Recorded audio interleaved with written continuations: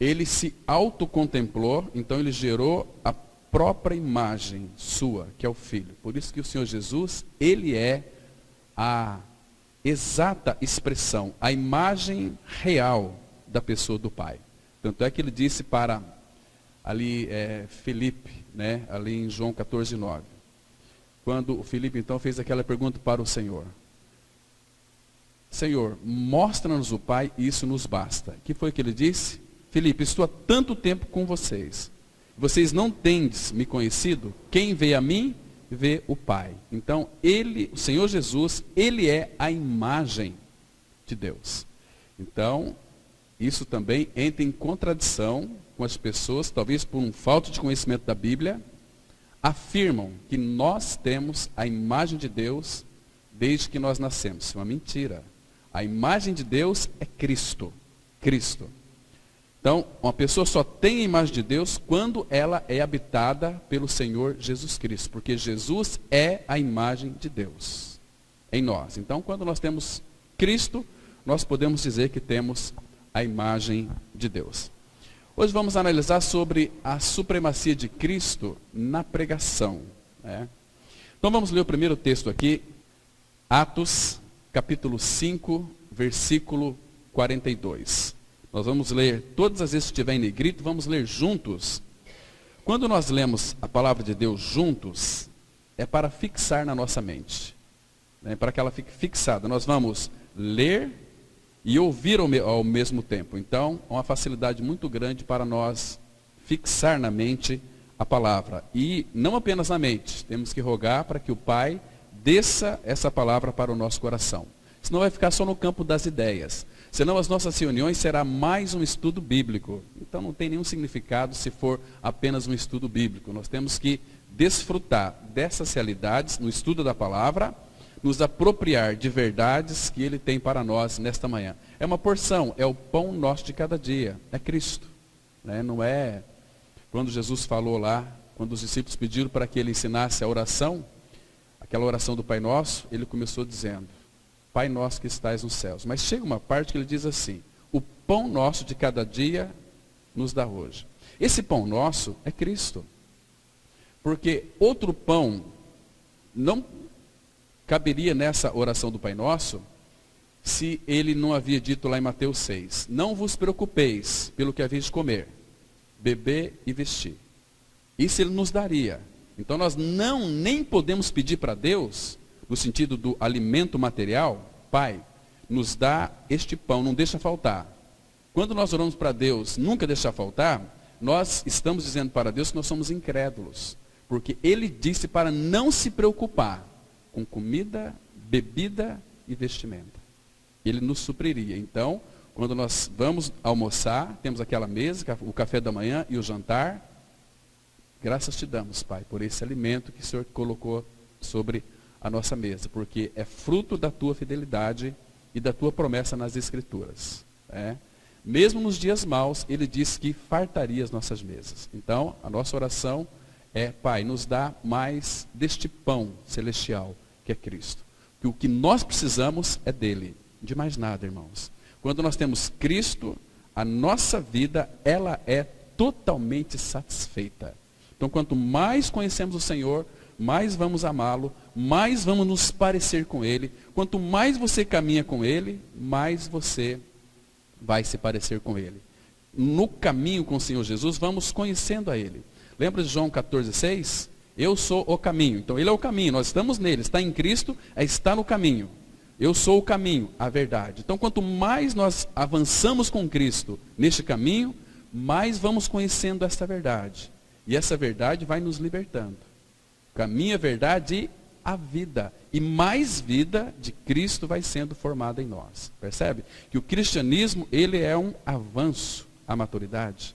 Caminho, conhecendo a verdade, vai nos libertando da nossa alma e vamos entrando e tomando posse cada dia mais da vida eterna.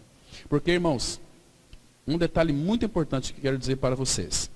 Quando nós, então, cremos no Senhor Jesus, conhecemos toda a obra do Evangelho da Graça, onde ali fomos incluídos na sua morte, na sua ressurreição, Irmãos, muitas vezes nós temos que tomar muito cuidado para não ficar no campo das ideias, ter um conhecimento. Porque senão Paulo não haveria dito para Timóteo, toma posse da vida eterna. Adentra nessa realidade espiritual. Se aproprie dela em realidade, porque ela nos foi dada. Agora nós conhecemos. Isto aqui, irmãos, é para nós. Nós temos todas as riquezas contidas nessa palavra para nós, para a sua igreja. Então, se você for um filho de Deus diligente, você vai perceber que você é uma pessoa muito rica.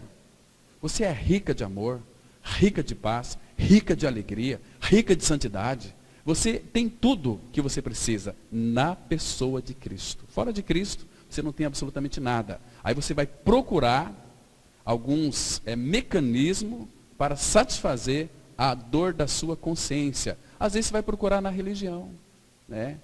No louvor, às vezes em movimentos, e nunca no mover de Deus. Porque o mover de Deus para a sua igreja é Cristo.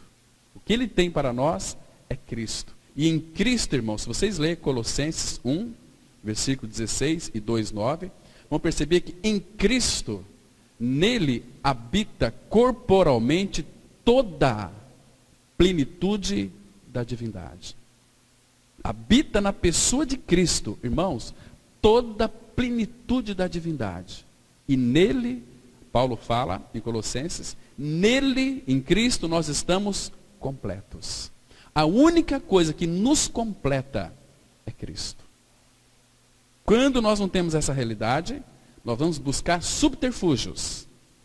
Eu quero ter algo, um carro novo para mim, que vai me trazer muita alegria. Uma casa nova, ou sei lá o que for, riquezas deste mundo, nada disso pode satisfazer o nosso coração. O que satisfaz o nosso coração é Cristo. E sem Ele, irmão, será que nós não atentemos para aquela palavra que Ele disse lá em João 15:5? Sem mim, nada podeis fazer. Irmãos, então, se sem Ele nada podemos fazer, vamos depender dEle. Fala, Senhor Jesus, como eu preciso de Ti. Da doçura da Tua presença em minha vida. A presença dEle em nós traz proteção. Hoje à noite nós vamos falar.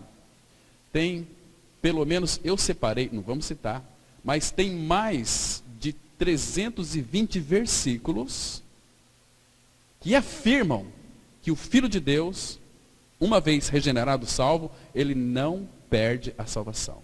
Então hoje à noite vamos tratar sobre esse assunto, a segurança de uma salvação eterna. Como é bom nós sabermos disso, irmãos. Sabermos que nós somos seguros, mas não segurança hoje, amanhã não sei o que vai acontecer. Nós sabemos o que vai acontecer amanhã. Porque amanhã é segurança para nós. Lembra de Hebreus 13:8?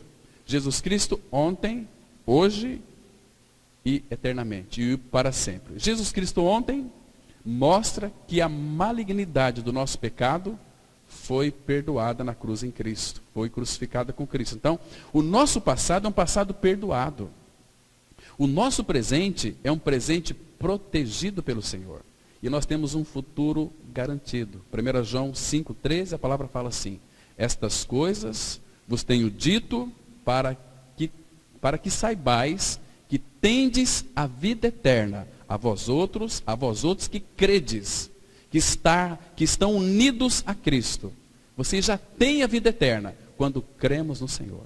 Isso é maravilhoso, irmãos. Isso traz uma segurança para nós infindável. Nós somos filhos que não iremos morrer mais. Lá em Lucas 20:36, a palavra fala assim, que pelo fato de nós sermos filhos de Deus, nós não morreremos mais. A morte não tem a última palavra num filho de Deus. Porque o que habita em nós é uma vida de ressurreição, é além túmulo. Irmãos, isso é maravilhoso. Esse é um cristianismo puro, verdadeiro, genuíno, sem máscara, sem religião, sem regras, sem doutrinas. Gálatas 5:1 diz assim, foi para a liberdade que Cristo nos libertou. E é para nós permanecermos firmes nessa liberdade. Não libertinagem. Vai entender que, não, eu sou livre, faço o que eu quero. Não, você deve, irmãos, responsabilidades ao seu Senhor. Porque nós éramos escravos do pecado. Nós estávamos subjugados ao império das trevas, mas Jesus desceu neste império das trevas e nos transportou do império das trevas para o reino do Filho do seu amor, onde temos perdão dos pecados, a redenção pelo seu sangue. Então ele fez tudo por nós. Por que ele fez tudo isso por nós, irmãos? Por quê? Porque você é um amado dele. Ele tem loucura por você e por mim. Ele nos ama tanto. E ele nos quer tanto para ele, né? Por isso que a palavra fala, a irmã se referiu aqui, em Isaías 9,6, tem algo ali que é tão lindo. Eu gosto muito desse nome dele, né? Seu nome será maravilhoso. Ele é o maravilhoso. Ele é o Senhor maravilhoso, conselheiro, Pai da eternidade. Ele é o príncipe da paz. Não se alegra saber que você é um príncipe do Senhor? Uma princesa do Senhor? Você é uma filha de Deus, um filho de Deus, que Ele te ama tanto. E que se alguém tocar em você, está tocando na menina dos seus olhos. Que precioso é o nosso Senhor, irmãos. Que cuidado que Ele tem conosco. Você que é mãe, você que é pai. Você que tem filho e filha. Você não cuida do seu filho, da sua filha. Você não empenha todo o seu esforço para suprir as necessidades do seu filho, da sua filha. Não se preocupa com ele, com ela. Agora imagina o nosso Pai, que é o puro amor. Que Ele morreu por nós. Irmãos, para pensar. O Deus que é imortal, morre. Na cruz, foi sangue puro que foi vertido. Foi sangue sem nenhum defeito que foi derramado, por amor a mim e a você. Este sangue de Cristo foi derramado por amor a nós. Por isso que as pessoas falam, se não vem por amor, vem pela dor. Nunca é pela dor, sempre é pelo amor.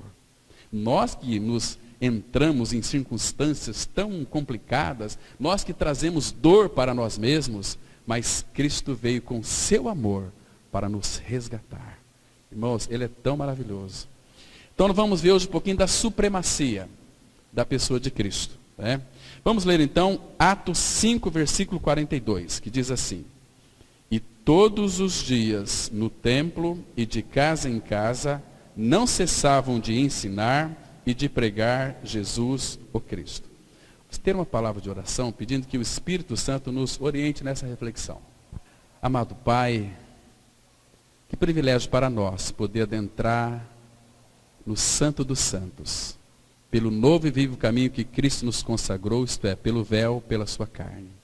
Pai, nós estamos diante de Ti, na Tua presença, para Te agradecer, Pai, pela noite tão maravilhosa de descanso, por esta manhã fresquinha, linda, pela saúde, pelas nossas necessidades, todas elas supridas, porque o Senhor prometeu que iria suprir, tem suprido.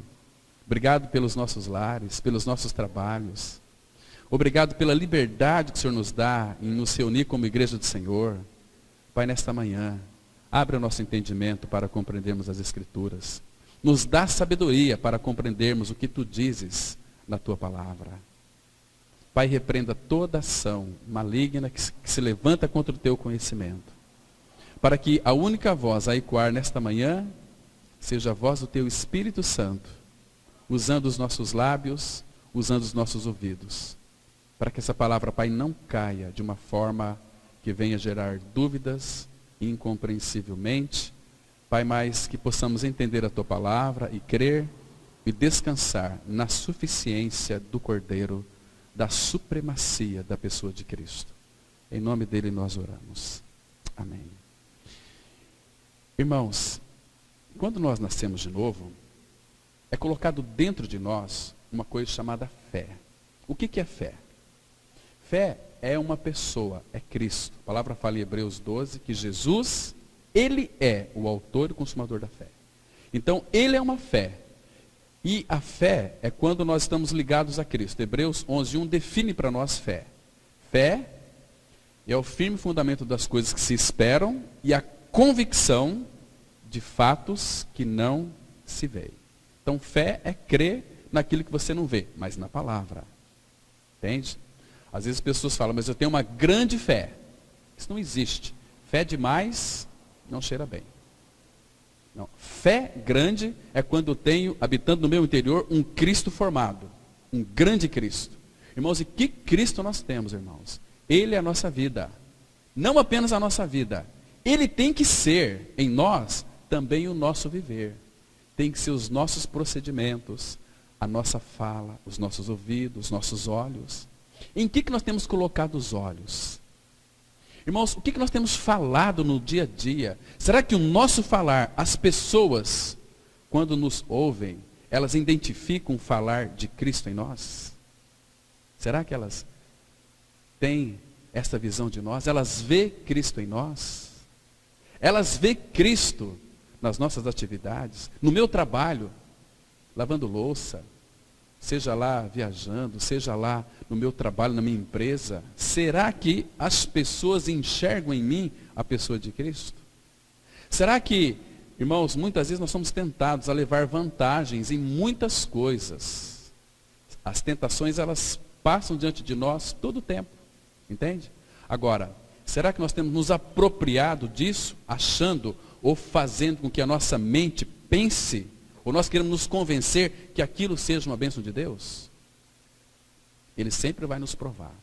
Porque Ele está formando pessoas idôneas. Pessoas com caráter, não o nosso caráter. Pessoas que têm honra, não a nossa honra. A nossa honra já foi levada lá na cruz em Cristo. Foi crucificada e morta. Mas é a honra de Cristo em nós. Será que de fato nós estamos honrando o nosso amado Senhor, que morreu numa cruz por amor a nós? Será que a nossa fala, irmãos, a nossa fala tem sido uma fala ajustada, adequada com o falar divino? Porque o Espírito Santo, Ele é quem fala em nós. Agora, irmãos, quando nós falamos coisas que não têm realmente nada a ver com aquilo que é do Senhor, significa que o nosso coração está recheado de coisas podres. Às vezes a gente vê, eu fico muito triste quando vejo cristãos contando piadas, se envolvendo com as coisas do mundo. Isso significa que de fato o coração está cheio daquilo. Porque Jesus já deu um diagnóstico dizendo o seguinte: a boca fala e está cheio o coração.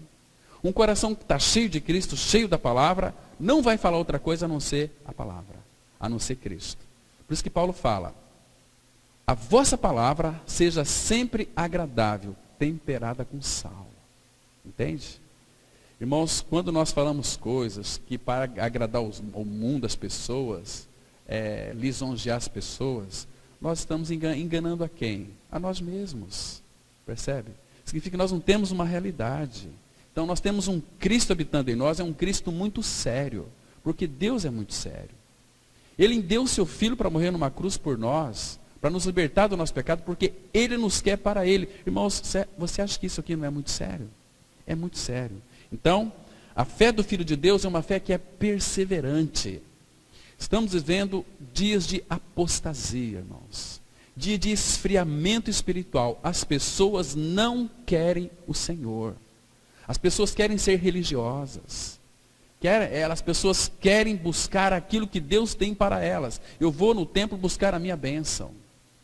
Elas não falam nem templo, eu vou na igreja. Temos dito que isso aqui não é igreja, isso aqui é um templo. A igreja somos nós que cremos no Senhor. Vamos lá buscar a nossa bênção. Irmão, será que nós nos esquecemos daquele versículo tão precioso?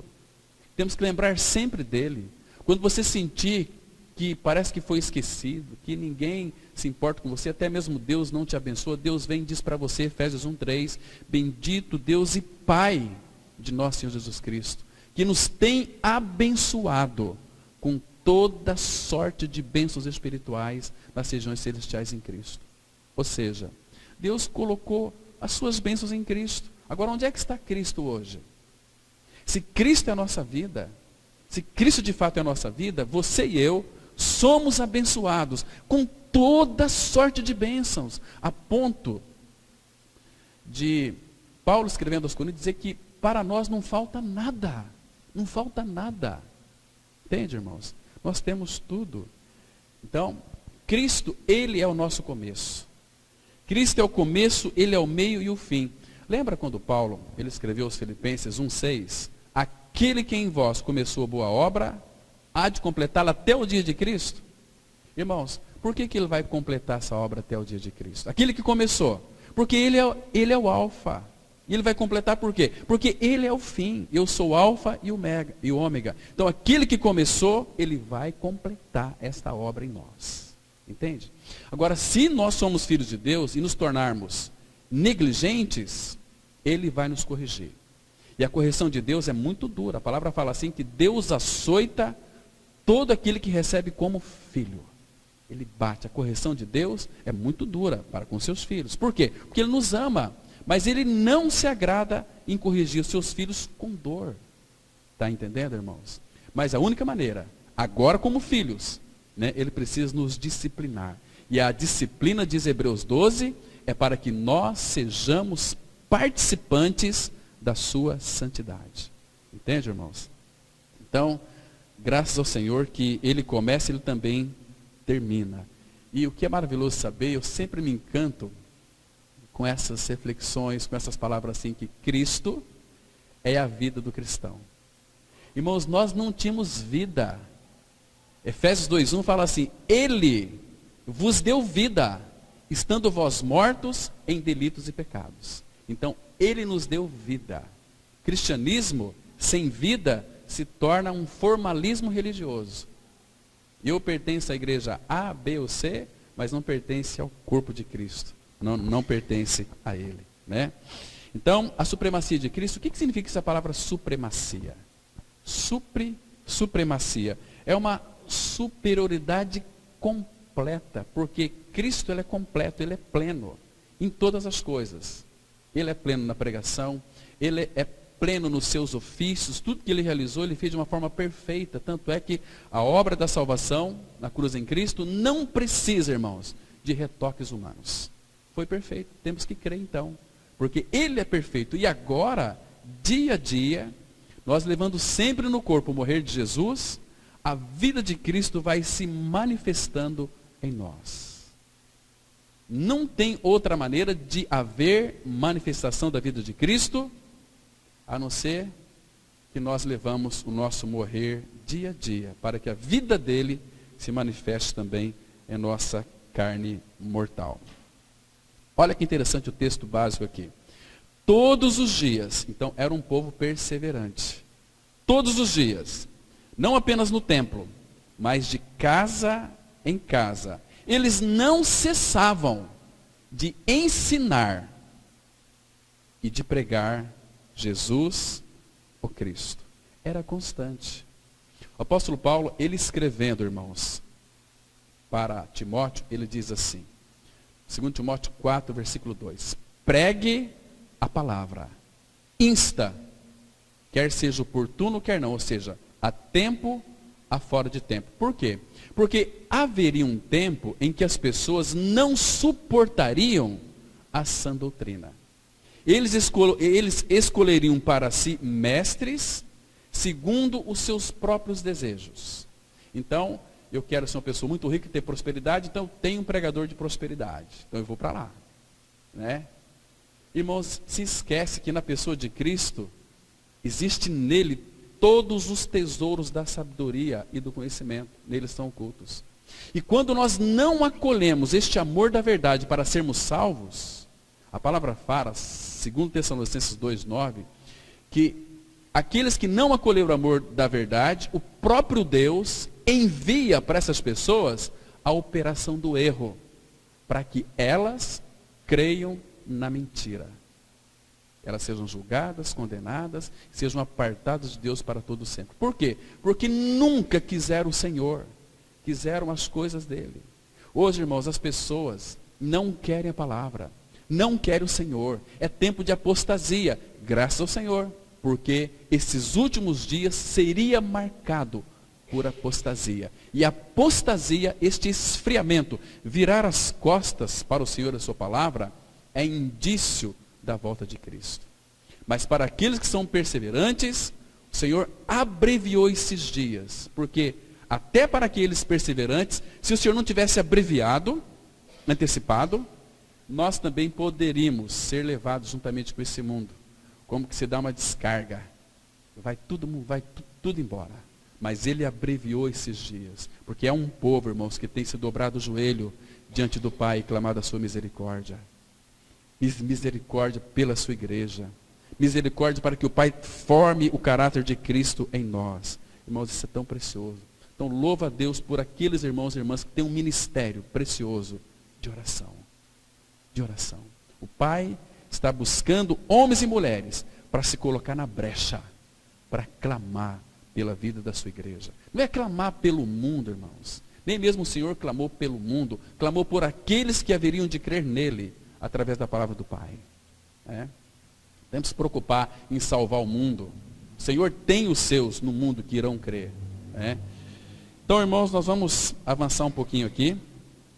Eu quero, antes de mais nada, que você preste atenção, uma coisa muito interessante. O que Deus ele conquistou na cruz de Cristo é uma autorização para toda a igreja. Ou pode ser o fundamento da pregação. O que Cristo conquistou por nós na cruz, o Pai, é uma autorização para nós anunciarmos isto. A pregação seria totalmente inválida quando não tem cruz. Qualquer pregação, irmãos, que anule Cristo e a cruz, é uma pregação totalmente anátema, amaldiçoada. Ainda que faça chover milagres. Paulo fala em Gálatas 1, 8 e 9. Ainda que nós, ou um anjo vindo dos céus, vos pregue evangelho, que vai além do que temos anunciado, ou seja, anátema. Ou seja, o evangelho com uma cruz de veludo. A obra da cruz foi tão maravilhosa, que o Pai não vai aceitar nada de ninguém, se não for pela pessoa de Cristo. Aquilo que Ele é e aquilo que Ele fez. Então, graças ao Senhor, aqueles que então alcançaram, ou foram alcançados por este evangelho, você tem, irmãos, que viver uma vida de louvor, de gratidão eterna ao Pai. Porque você era uma pessoa extremamente pecadora, filha do diabo, totalmente desconectado com a realidade divina, mas Cristo veio e alcançou você. Ele lhe revelou a graça para que você então pudesse crer na verdade maravilhosa da sua palavra. Então nós temos algo em nossas mãos, ainda podemos ter, a palavra dele, que fala de verdades aqui maravilhosas para nós, de tantas riquezas. Tem advertências, tem exortações, tem vida, tem revelação. Ontem estávamos conversando com os jovens e o irmão, na nossa roda, teve uma visão tão linda do que significa dar a vida pelos seus irmãos. Quando nós vemos aquele texto de João 3,16, porque Deus amou o mundo de tal maneira que deu o seu Filho unigênito para que todo aquele que nele crê não pereça, mas tenha vida eterna. E 1 João 3,16 vai dizer o seguinte, que aquele que nasceu de Deus de fato, também deve dar a sua vida pelos irmãos. Irmãos, que vida que nós temos para dar? Nenhuma. É compartilhar Cristo, é repartir Cristo com o irmão, com a irmã. Repartir tempo com ele, sentar junto e abrir as Escrituras e falar de Cristo. Falemos de Cristo. Aí o Pai, ele vai contemplar, como ele disse lá em Malaquias capítulo 3. O Pai, ele contempla seus filhos, ele inclina para ver o que nós estamos falando um com os outros. E se o assunto é Cristo, se a nossa reunião for debaixo do nome do Senhor Jesus Cristo, o Pai, ele tem um memorial, ele escreve todas as coisas. O nosso Pai, irmãos, ele nos ama tanto. Você sabe, as tuas lágrimas, às vezes você fica tão ferido, machucado, com este mundo. Esse mundo é cheio de espinhos. Esse mundo só nos faz perecer, nos faz sofrer. Mas cada lágrima que você derrama, a Bíblia diz que ele recolhe nos seus odres. Para que ele recolhe, irmãos? Eu nunca soube, mas um dia nós vamos saber por quê. Eu não sei se isso vai implicar em galardão ou não, mas ele recolhe todas as nossas lágrimas nos seus odres. Que Deus que nós temos, irmãos. Ele se preocupa com tudo, cada gota de lágrima que escola do seu rosto, no Filho de Deus, ele tem o cuidado com o seu odre, vai lá e recolhe essas lágrimas. Como ele sabe por quê? Porque ele também sofre junto conosco. Fala, filho, estou contigo por onde quer que andares. Eu estou com você a todos os dias, até a consumação dos séculos. O teu fardo está muito pesado? Está pesado. Salmo 68, versículo 19 diz assim, Bendito seja o Senhor, que dia a dia leva o nosso fardo. Deus é a nossa salvação. Então, irmãos, vamos avançar um pouquinho aqui, para nós entendermos um pouquinho da supremacia de Cristo na pregação. O milagre da regeneração é insubstituível. Não tem como trocar por outro. A única maneira de você adentrar na realidade espiritual, ser um filho de Deus, é pela regeneração, é pela troca de coração, é pelo seu novo nascimento. Por isso, torna-se imperioso anunciarmos a tempo e fora de tempo o evangelho da graça. A única mensagem autorizada por Deus e que é capaz de salvar o pecador é a mensagem de Cristo e este crucificado. Somente a pregação das boas novas pode atingir o coração daquele que está morto espiritualmente. O apóstolo Paulo cria nesta verdade. Por isso ele falou em 1 Coríntios 2:2, que diz assim: porque decidi nada saber entre vós, senão a Jesus Cristo e este crucificado. Percebe que o apóstolo Paulo, irmãos, todo o seu depósito que ele teve de conhecimentos da Bíblia, do Antigo Testamento, porque o Novo Testamento não tinha sido formado ainda, todo aquele acúmulo de conhecimentos da lei dos profetas, porque Paulo fala que, a Bíblia fala de Paulo que ele foi instruído aos pés de Gamaliel. Ele fala em Filipenses que ele considerou tudo isso como perda por causa de Cristo. Percebe, irmãos? Olha o valor, olha tamanha exaltação que Paulo fez da sua palavra, da pessoa de Cristo e da obra de Cristo. Né? E quando ele chegou lá em Corinto, talvez a igreja, por ser uma igreja carnal, e toda igreja carnal ela tem muito barulho, né? Quer conhecer uma igreja carnal? É uma igreja que você passa perto, você tem que passar longe dela. Nunca mais passar perto, porque é uma gritaria dos infernos. Você não sabe se é centro de macumba, parece que Deus é surdo. Salmo 139 vai dizer o seguinte, que de longe ele penetra os nossos pensamentos. Por que tem que gritar feito doido? Para que Deus me escute? Será que Deus está tão distante assim que tem que gritar para ele ouvir? Não. A Bíblia diz que Cristo é a nossa vida.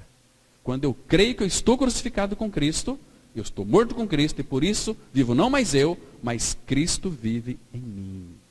Cristo ele está no meu interior. Lembra de Ana?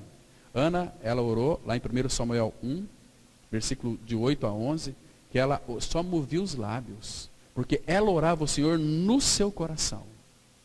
Entende? Oração de intimidade com o Pai. Aquelas orações silenciosas. Imagina só, você pode ir lá para o seu quarto, se ajoelhar, ficar deitado, sentado. As pessoas falam assim, qual que é mais fácil que Deus ouve? É eu sentado, deitado? Não, meu irmão. Acho que a melhor oração que nós fazemos é quando nós estamos dormindo.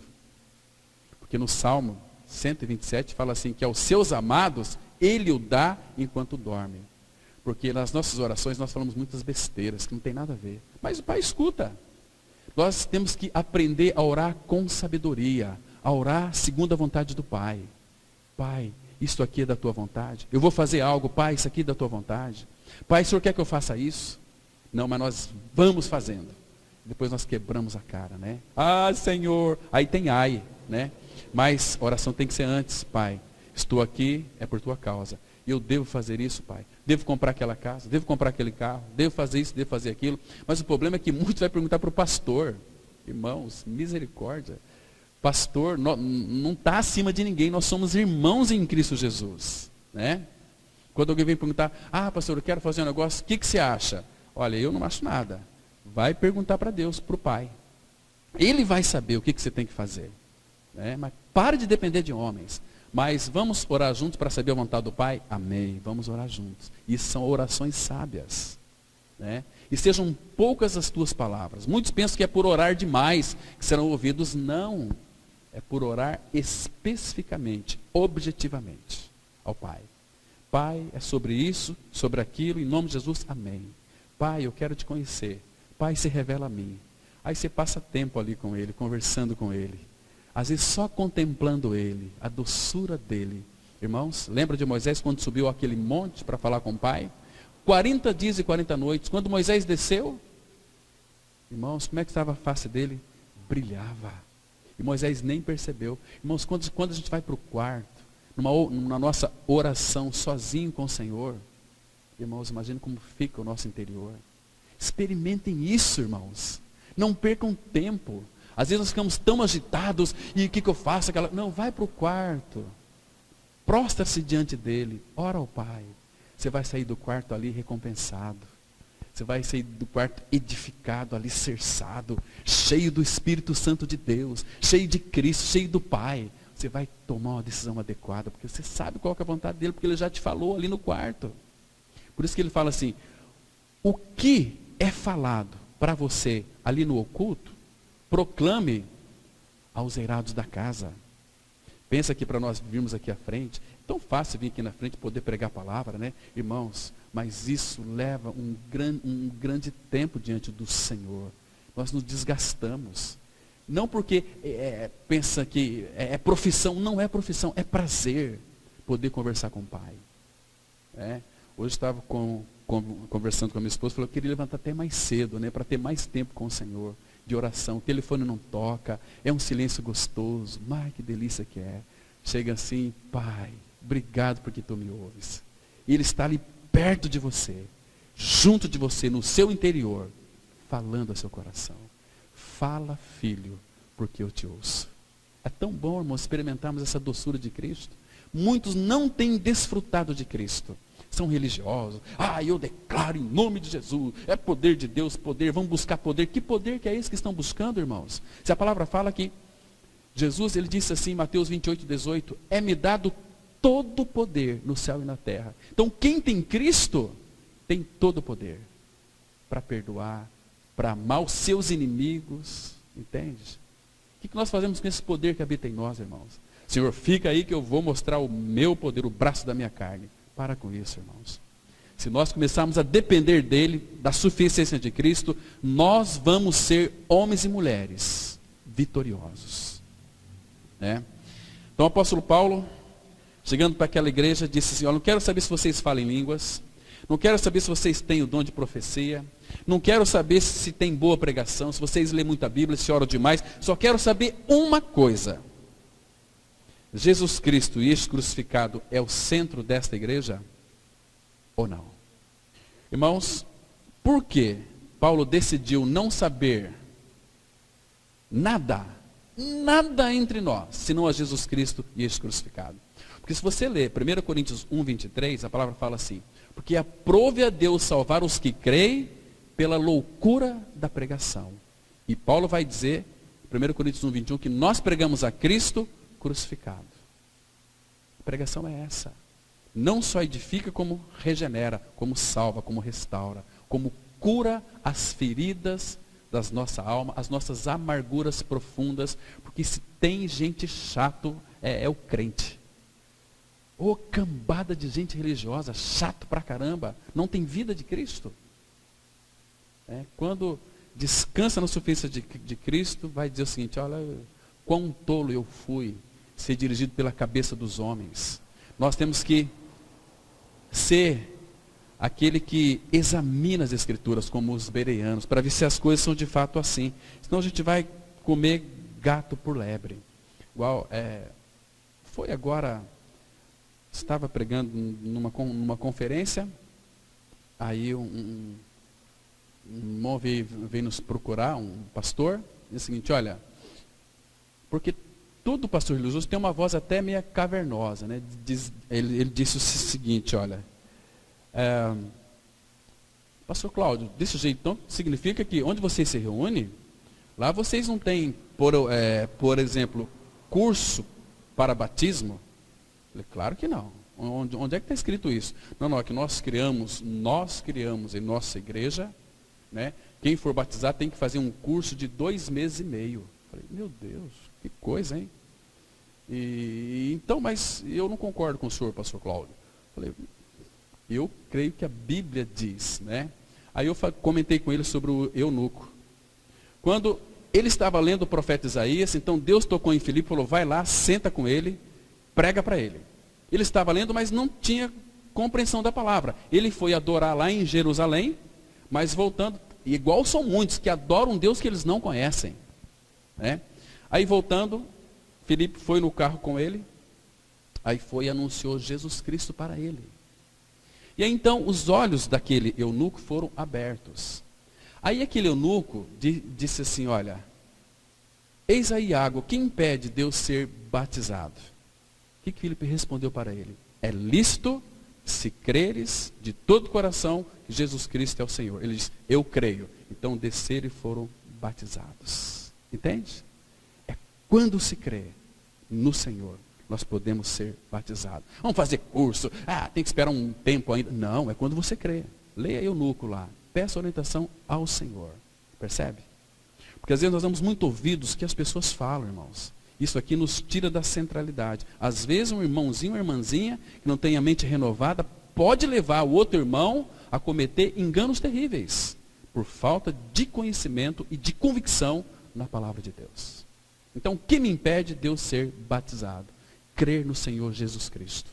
Quando eu creio, Ele é minha vida. Se você creu, você vai pedir, eu quero. E desceram ambos e foi batizado. E ele saiu da água todo jubiloso, pulando igual um bezerro.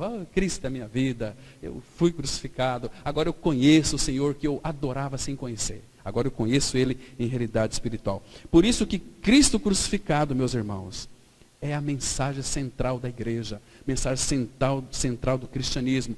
Hoje nem Cristo é pregado mais. Vamos buscar a Deus. Temos que pregar a Deus. É Deus. Queridos, mas sem Ele ninguém vai ao Pai. Ele é o caminho, a verdade e a vida. Ninguém vai ao Pai senão por mim. Vocês estão me entendendo, irmão? Isso é muito sério. Então, às vezes nós relutamos em dar um passo a Cristo ainda. Ele nos chama. Então vá até Ele. Senhor, mas eu tenho ainda, puxa vida, eu tenho minhas festas. Senhor, mas eu tenho ainda, o meu trabalho, que é meio, o pessoal meio perverso, eu tenho que se igualar a eles. Senhor, Ele está nos chamando. Está nos chamando. Se Ele está chamando, vá. Dá um passo e fala, Senhor Jesus, eis-me aqui. Eis-me aqui. Eu sou teu. Tu me compraste. Tu me libertaste do meu pecado, da minha natureza perversa. E me deu uma nova vida. Então, vá. Vá mesmo, assim, sem medo de errar. Porque Ele é o nosso tudo. Ele é a nossa vida. Ele é tudo que eu e você nós precisamos. E sem Ele, nada podemos fazer. Quando anunciamos a simplicidade do Evangelho, os pecadores são impactados pela palavra de Deus. E desta forma o Espírito Santo age, convencendo-nos do pecado, da justiça e do juízo. Não precisamos recorrer a apelos humanísticos e nem a métodos mundanos para constranger pecadores a receber o Evangelho. Simplesmente devemos ser fiéis, anunciando a simplicidade da pregação da verdade bíblica da salvação. Confiemos inteiramente que o Espírito Santo realizará a obra que lhe foi confiada. A certeza do novo nascimento deve ser a prioridade na vida de qualquer pessoa. Portanto, a única coisa com a qual o homem pode contribuir para a sua própria redenção é o pecado, do qual ele precisa ser redimido. Eu coloquei aqui Romanos 6,5, vamos ler numa linguagem de hoje que diz assim.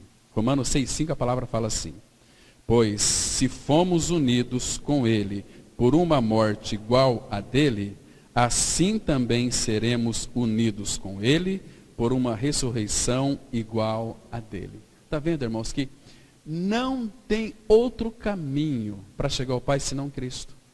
Enquanto uma pessoa não ganhar a experiência de morte com Cristo, ela nunca vai ter uma ressurreição igual a de Cristo.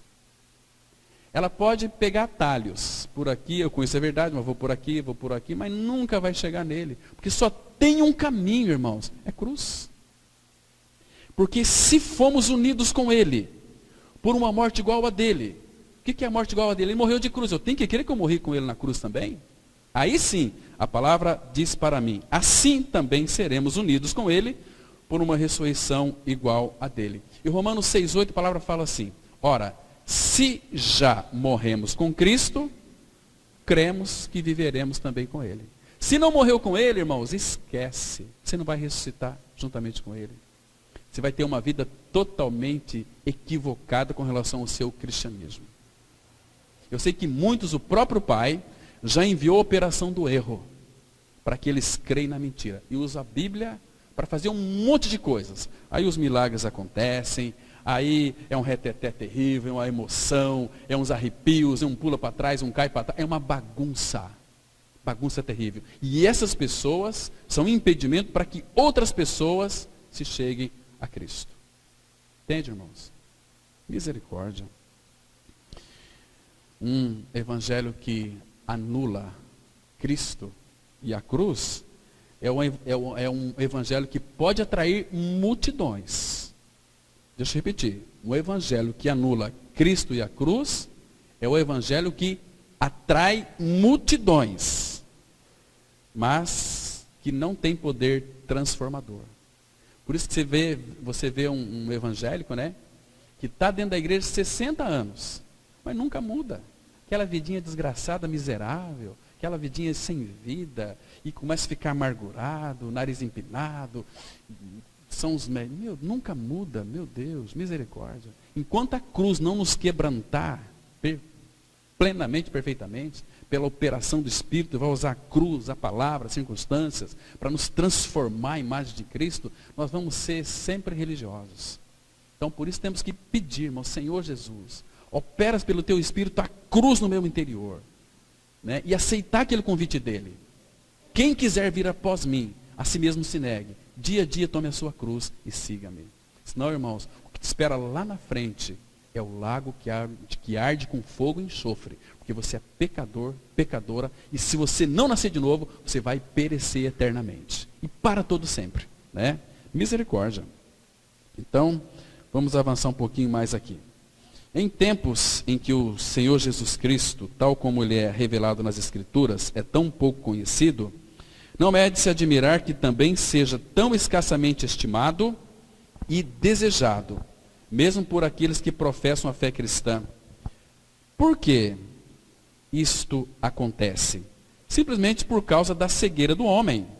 Se vocês não veem nenhuma beleza em Cristo que faça com que vocês o desejem, é porque o Deus deste mundo tem cegado o vosso entendimento. Talvez este seja o principal motivo de tibieza. Essa palavra aqui, tibieza, significa fragilidade e abatimento.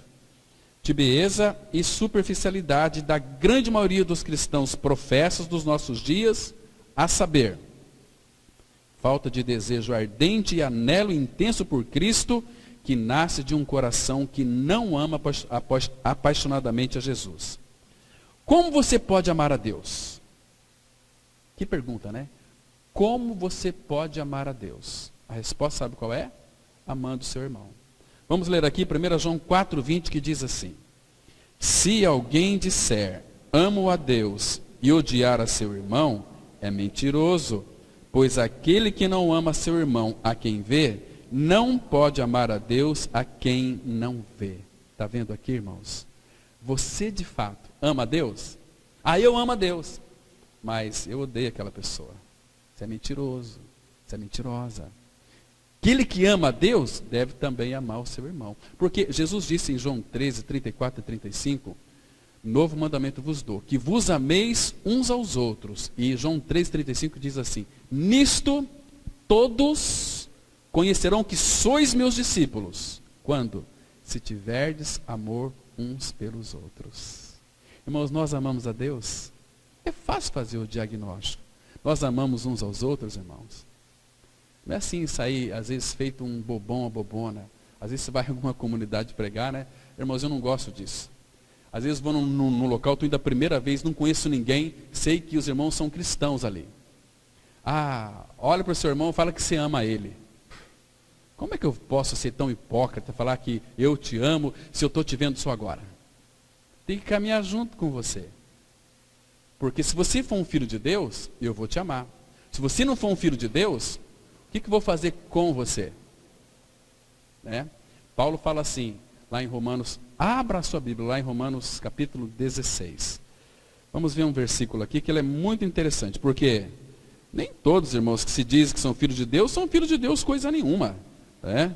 São apenas crentes religiosos, crentes de meia sola, crentes mequetrefes.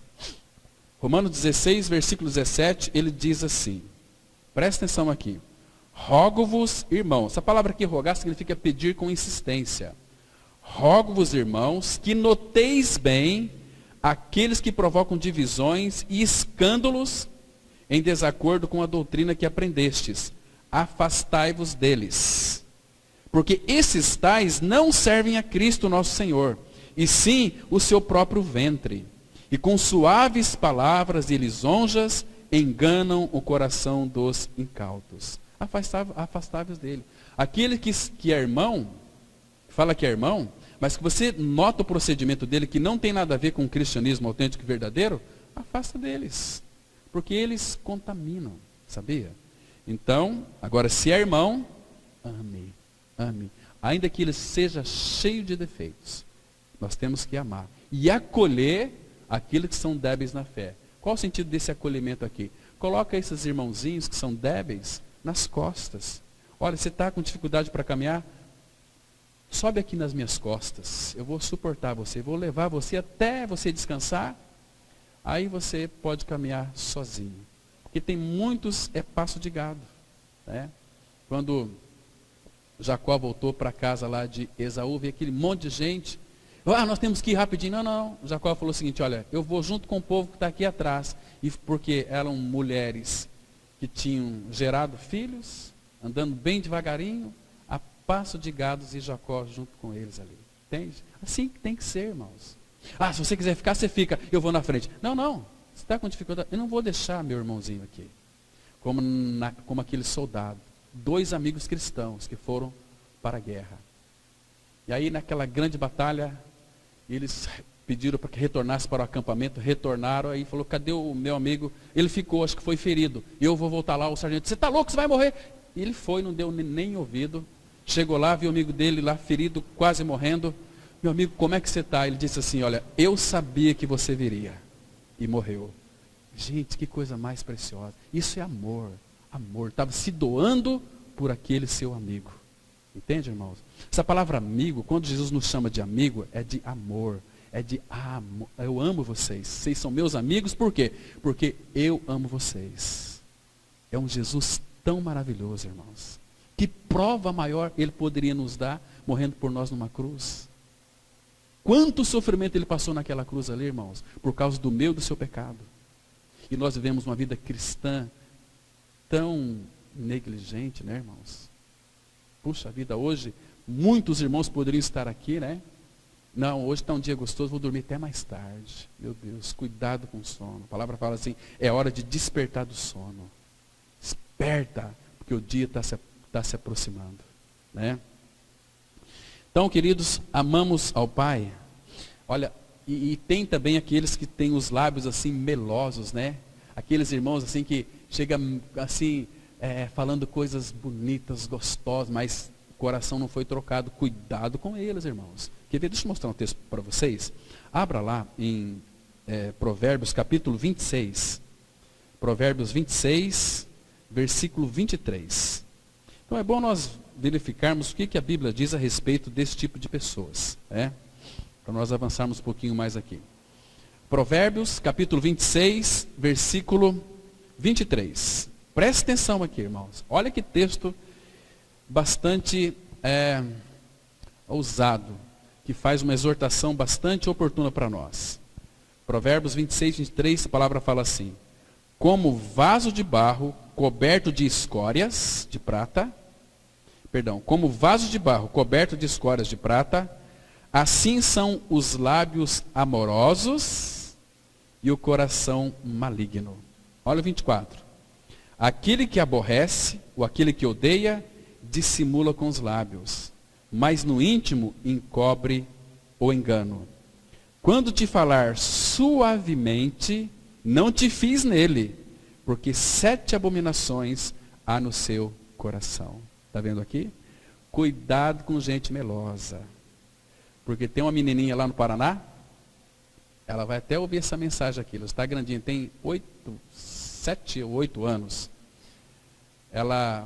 Um dia nós fomos lá e eu falei para ela assim: O que que a cobra, o que que o cachorro faz? Uau, uau. O que que o gato faz? Miau. O que que a cobra faz? Oi, amiga. Menininha. Então, muitos é assim, né? Ah, eu te amo. Né?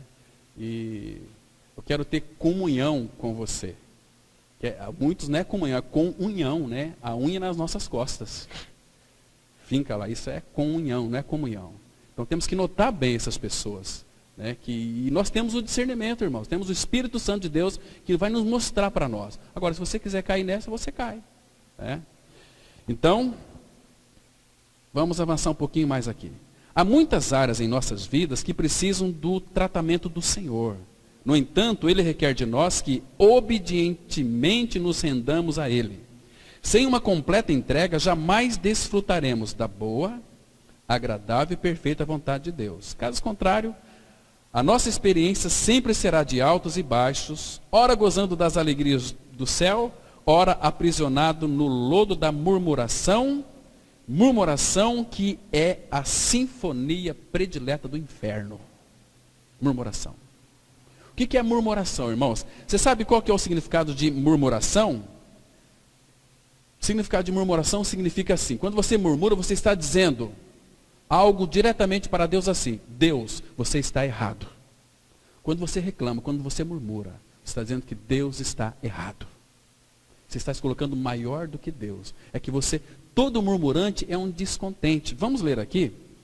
É Judas 1,16 que diz assim, olha: os tais são murmuradores, são descontentes, andando segundo as suas paixões.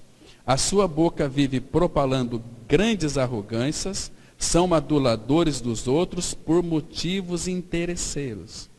Cuidado quando uma pessoa começa a te adular muito, começa a ser muito meloso com você. Tem alguma coisa por detrás, tem interesses. Né? Então a Bíblia mostra tão claro aqui. Né? Todo murmurador, a palavra já fala aqui, não precisa de explicação. Né? Os tais são murmuradores, são o quê? Descontentes. Descontentes. Toda pessoa que é descontente, ela murmura. Puxa vida, hoje nós vamos ter um almoço, né? Arroz, feijão e ovo frito. Mas que delícia, que bom, né? Temos. O Senhor providenciou para nós. Ovo de novo hoje? O que é isso? Mas, será que tem ovo aqui? Quem faz carne, mulher? Para de murmurar. Mas essa chuva, olha que tempo, olha que calor. Para de murmurar, irmãos. Graças ao Senhor por esse calor, por essa chuva. Graças ao Senhor por esse tempo. Né? Porque esse é o dia que o Senhor fez para nós. Alegremos-nos e regozijemos nele. Que dia que Ele deu para nós, irmãos? Imagina só. Imagina se você estivesse lá no hospital com câncer, com uma bolsinha do lado lá, né? Morrendo de dor. Aí você ia lembrar, né? Dos repolhos, dos melões, dos pepinos, dos alhos que você comia. Ia desejar tanto aquilo. Né? Mas quando você tem um coração contente, você vai ser um celebrante, você vai se alegrar, você vai servir ao Senhor com alegria, apresentar Ele com cânticos, sempre com graça no vosso coração. Vamos avançar mais aqui. Quem está em Cristo é uma pessoa alegre e celebrante. Cristo é a suficiência de Deus para a nossa completa deficiência. Não esqueça disso, irmãos. Cristo é a completa suficiência para a nossa deficiência. Falhamos em nosso amor porque Cristo não é real para nós como foi para a igreja primitiva. A igreja primitiva não pregava muita doutrina. Eles pregavam a Cristo. Poucos falavam das verdades relativas a Cristo. Pregavam o próprio Cristo. Irmãos, por favor. Cristianismo não é ensino, ainda que seja. Mas cristianismo é Cristo habitando no nosso interior. A partir de Cristo habitando no nosso interior, Ele vai nos ensinar, vai nos doutrinar. Mas nós queremos encher a cabeça das pessoas com doutrinas, com regras, com mandamentos, e Cristo fica de fora. Cristo. Veja aqui como é que era a igreja primitiva. 1 Coríntios 1, 23a, que diz assim: mas nós pregamos a Cristo crucificado. Então não tem outra mensagem, irmãos. É Cristo e este crucificado. Fora de Cristo crucificado tem confusão, tem doutrinas, tem denominação. Quem não concorda com isso, tem divisão de igreja. Quem concorda comigo, vai comigo abrir uma igreja. Quem não concorda com você, fica para lá mesmo. E vira uma bagunça. Por isso que tem no Brasil aqui Só no Brasil tem mais de 5.000 denominações evangélicas. Que se sabe, mas tem muito mais. No mundo inteiro tem mais de 22.000. Imagina só. Onde é que está o erro, irmãos? Que as pessoas quiserem interpretar a Bíblia. A Bíblia foi feita para ser crida, não interpretada. Quando o anjo foi visitar Maria, lembra? Anunciando que ela seria mãe do Salvador. O que Maria respondeu para o anjo, aquela virgem? O anjo falou o seguinte, olha, o que de ti vai ser gerado é obra do Espírito Santo. Ela não compreendeu, mas o que foi que ela disse? Eis aqui a serva do Senhor, que se cumpra em mim segundo a tua palavra. Temos que ser como Maria foi. Eu não entendo, não compreendo, mas se tu dizes, eu creio. Percebe? Que lindo é isso, irmãos. Agora, a Bíblia está dizendo, mas eu não concordo, tem que ver aqui o texto analítico, temos que verificar o grego, não sei. Para com isso. É por revelação. Você pode estudar, ser um doutor em teologia, mas sem a revelação de Cristo e a mensagem central do Evangelho, você se torna um doutor em teologia apenas, nada mais que isso. Vai morrer e vai para o inferno. Entende? Precisamos dessa verdade em nosso coração, dessa realidade. É muito triste ver tanta gente sedenta de Cristo sendo enganada com um evangelho que é inventado pelos homens. Já foi dito por alguém que a pior mentira é aquela que mais se assemelha à verdade. É neste ponto que muita gente vive enganada, achando normal aquilo que pode ser destrutivo. Estamos passando por uma época muito confusa, em que muitos falam de Jesus, pregam sobre Jesus, oram a Jesus, cantam para Jesus, saem em marcha para Jesus, fazem muitas obras e operam até mesmo muitos milagres em nome de Jesus. Porém, aquele que sonda mente e corações há de dizer-lhes, Mateus 7:23, olha o que Jesus vai dizer para esse povo. Então lhes direi explicitamente, nunca vos conheci, apartai-vos de mim os que praticais a iniquidade. Está vendo aqui, irmãos? O versículo aqui, subsequente, o anterior, fala que naquele dia, muitos hão de dizer-me, Senhor, Senhor, porventura não temos nós profetizado em teu nome? E em teu nome não expelimos demônios? E em teu nome nos fizemos muitos milagres? Aí Jesus vai dizer o seguinte, apartai-vos de mim, vós que praticais a iniquidade. Nunca vos conheci. Eles nunca foram conhecidos de Cristo. Porque Apocalipse 1:5, a palavra fala que Jesus, ele é a fiel testemunha. Então, ele sabe, porque ele é fiel, ele não vai ser a testemunha. Ele é a fiel testemunha, por quê? Ele sabe aqueles que creram e que não creram nele. Ele sabe quem creram que foram atraídos nele ou não. Ele sabe quem morreu e ressuscitou com ele ou não. Ele sabe todas as coisas. Né? Agora, irmãos, a palavra fala que o Senhor conhece os seus. O problema, irmãos, é que muitos têm um coração dividido. Oséias 2:6 fala que o coração é falso. Ali no hebraico é dividido. Dúvida, está dividido. Não toma um posicionamento. Então fica mesclando, né? Porque, irmãos, nós gostamos de fazer da igreja um clube social. Tem gente, né, conhecida. Quando eu criei no Senhor, eu deixei uma assembleia, um grupo de pessoas, de 400 evangélicos, para me reunir com 8 pessoas. Irmãos, eu não vi a hora de chegar à reunião, com aqueles 8 irmãos, para a gente abrir a palavra e aprender a Cristo. Que delícia que é. Enquanto lá virou coisa mecânica. Temos aqui a presença do doutor, tinha um advogado, tinha não sei quem, né, o prefeito. A gente sentia assim, mas quando o Espírito mostrou que eu precisava de nascer de novo, misericórdia. Falei, Senhor, me tira daqui, me tira daqui. É? Fui me reunir com um grupo de pessoas que eram preciosas aos olhos dele. Agora, irmãos, apartai-vos de mim os que praticais a iniquidade. Para onde que vai esse povo, irmãos? Abra lá em Mateus 25:41. Veja o que o Senhor Jesus está dizendo para esses que ele manda se apartar dele. Para onde que eles vão? Mateus, capítulo 25, versículo 41. Olha o que a Bíblia diz aqui.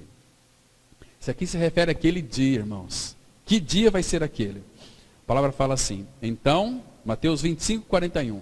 Então o rei dirá também aos que estiverem à sua esquerda: apartai-vos de mim, malditos, para o fogo eterno, preparado para o diabo e seus anjos. Fizeram tudo em nome de Jesus. Profetizaram, expulsavam demônios, fizeram muitos milagres, mas nunca conheceram o Senhor Jesus Cristo. Quando nós pregamos milagres, né? Meus irmãos, nós já falamos aqui algumas vezes, quer encher isso aqui de gente? Começa a pregar milagres, profecias. Ó, Deus está mostrando aqui uma coisa muito especial na sua vida, né? Não. Mas Ele apresenta para nós uma cruz. Caminho da cruz. Se você quiser vir após mim, negue-se a si mesmo, dia a dia toma a sua cruz e siga-me. Esse sim é um cristianismo de verdade, verdadeiro. Vamos avançar um pouquinho mais, irmãos. Esses falsos profetas fizeram muitos sinais, operaram muitos milagres, tudo em nome de Jesus, porém nunca foram libertados de suas naturezas iníquas.